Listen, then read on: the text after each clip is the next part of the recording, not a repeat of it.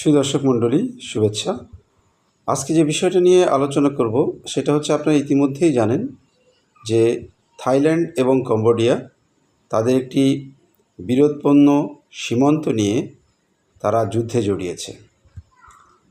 এখন দেখার বিষয় হচ্ছে যে তাহলে কি হচ্ছে।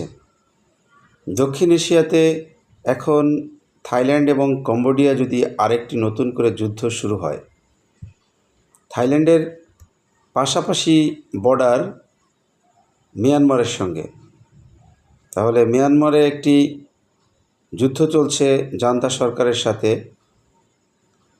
এখন আরাকান আর্মি এবং মিয়ানমার জান্তা সরকারের সাথে একটি যুদ্ধ চলছে। এর ভিতরে এখন যদি আবার থাইল্যান্ড এবং কম্বোডিয়া একটি যুদ্ধে জড়ায়, তাহলে দক্ষিণ এশিয়ার পরিস্থিতি কী? আপনারা জানেন যে কিছুদিন আগে ভারত এবং পাকিস্তান পেহেলগ্রামকে নিয়ে একটি যুদ্ধে জড়িয়ে পড়ল। যদিও পাকিস্তান এটাকে যুদ্ধ বলতে স্বীকার করে না, পাকিস্তান এটাকে আগ্রাসন হিসেবে অভিহিত করেছে।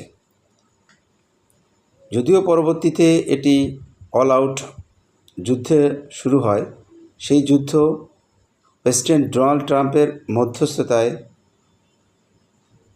একটা যুদ্ধবিরতিতে রূপ নিয়ে আছে।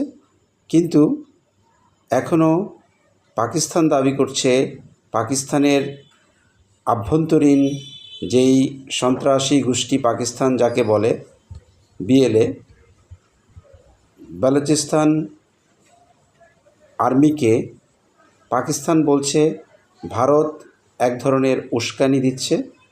তো এই ইস্যুগুলো নিয়ে যখন এই পরিস্থিতি চলছে, তখন পরবর্তীতে পাকিস্তান এবং ভারতের যুদ্ধবিরতি কতদিন কার্যকর থাকে সেটাও দেখার বিষয়। পাশাপাশি মিয়ানমার এবং আরাকান আর্মির মধ্যে এক ধরনের ব্যাপক যুদ্ধ চলছে। তার পাশাপাশি এখন নতুন করে দক্ষিণ এশিয়ায় যদি কম্বোডিয়া এবং থাইল্যান্ডের মধ্যে যুদ্ধ শুরু হয়, তাহলে দক্ষিণ এশিয়া এই অঞ্চলের একটি ব্যাপক খারাপ পরিস্থিতির দিকে যেতে পারে।